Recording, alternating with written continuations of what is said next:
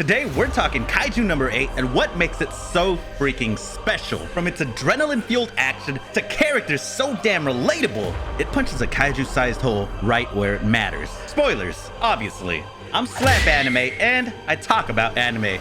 The good, the bad, and the kaiju. It's been a long time since an anime has struck a chord the way Kaiju number 8 has, and it's not hard to see why. Ah, shit, fuck, man. They fighting and shit. Oh, damn, oh, man.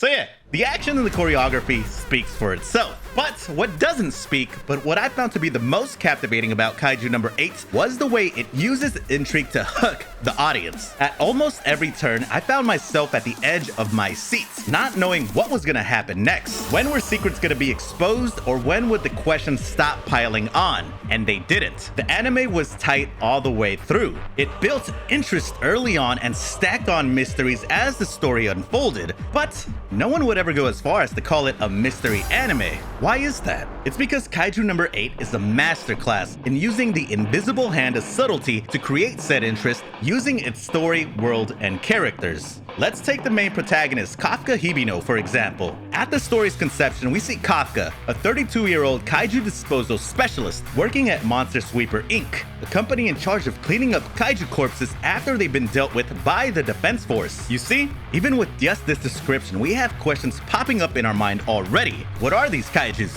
What is the Defense Force? What do they do with the kaiju remains? Do they sell them? Eat them? Where did the kaijus even come from? But before we even have time to ponder, boom! A kaiju attack. Immediately you see the town prepared, from having kaiju symbols on their traffic lights to underground bunkers in the middle of the streets. Not to mention superhuman soldiers running headfirst into the kaiju and quite effectively eliminating it. And there's also this funny part where the anime said there's 0 casualties, but obviously these motherfuckers here are fucking dead. But anyways, there he is, Kafka, watching from afar with his coworkers, nonchalantly eating a burger. And just with that 2-minute sequence, again, we ask many more questions. Are kaiju attacks normal? How frequent? How long has this been going on? Are there superhuman humans? I don't know. And that's kind of cool. But then, just a few seconds later, as Kafka arrives at the scene, we see the Defense Force departing. And with a quick frame of this woman, we wonder who she could be to Kafka. A friend? A rival? A lover? And again, before we even have time to think, we get this pretty sick disposal montage. And then we transfer to Kafka at home, and on the television, there she is again. The woman from the Defense Force, identified as Captain of the 3rd Division, Mina Ashiro. We're shown a 5-second flashback where both Mina and Kafka are standing by each other, and Kafka proclaims, "Let's wipe out all the kaiju together." But all we see right after is Kafka wiping off cigarette ashes from his shirt while he takes a sip from his beer in his dirty apartment. What happened to him? Did he attempt to become an officer and failed? What happened to them? Did he let her down? Or did she just progress so far that she's too good for him now? This story of lived experience is so visceral, even the in-universe characters get it. Like when we're introduced to Rino Ichikawa, the newest member of the Kaiju disposal team. He's introduced to Kafka as a man with his sights on joining the Defense Force, while Kafka is introduced as a once failed applicant. And Reno quickly makes it clear he will not follow in Kafka's footsteps. It's kind of a jerk, right? Well, after Kafka helps him through his first day, Reno thanks Kafka and reminds him it's never too late. What? Is that a character development? A complex character? Oh shit, another kaiju! Is that a tiger? Oh shit, it's dead. And it's Mina Ashiro again, the woman of Kafka's past. And okay, maybe they didn't talk to each other earlier because they missed each other or something. They're surely gonna interact now, right? Hell nah, this is Kaiju number 8, baby. Anything could happen, even our main man Kafka getting civilian zoned. Kind of worse than friend zoned in this context. But jumping ahead a bit, what the fuck is that thing? What the fuck? Is he a fucking kaiju? Oh, and it's still episode 1, by the way. The cycle of intrigue and dopamine hits when answers are revealed is masterfully done. In episode 2, we see Kafka and Reno on the run because Mina is on a kaiju hunt and Kafka is the target. Kafka does manage to evade her, but he ends up facing up against the kaiju and creating one of the most badass scenes in all of anime. Now I'm sure Blood Rain has been done before, but come on, look at this shit. Then, after a short time skip, we see Kafka taking on the role of a vigilante and dubbed the name Kaiju number 8. He does end up following Reno's advice and applies once more to the Defense Force. He still hopes to keep his promise to Mina and stand beside her. This situation creates a whole different kind of intrigue.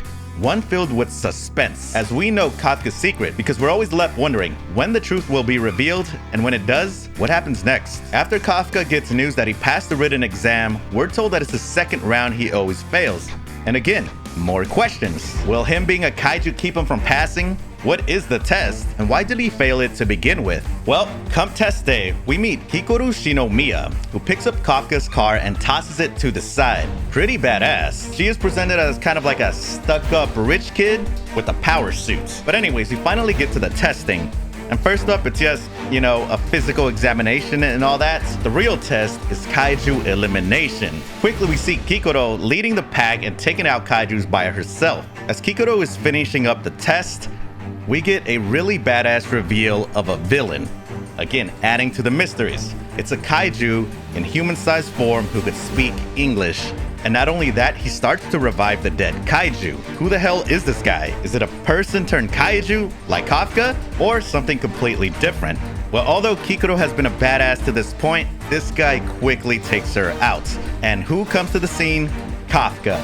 Obviously, in human form. So he turns into a kaiju one more, and one punches the fuck out of that revived kaiju. But guess who sees? Kikoro, the prodigy. So now what? All the questions start bubbling up. Did the test taker see him? Will Kikoro snitch? What's gonna happen to Kafka? And while we're at it, what's the One Piece? Well, we're about to find out apparently, so make sure to subscribe because we're definitely gonna be talking about that soon. But anyways, Kaiju number 8 is a show with great villains that show up out of nowhere, test our heroes again and again and again.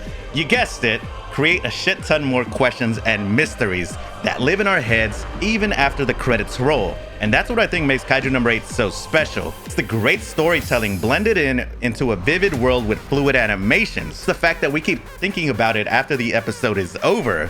And that's Kaiju number 8. And you should watch it if you haven't already. But before you do that, subscribe, check out my other content. I promise you won't be disappointed. I'm Slap Anime, and peace outie.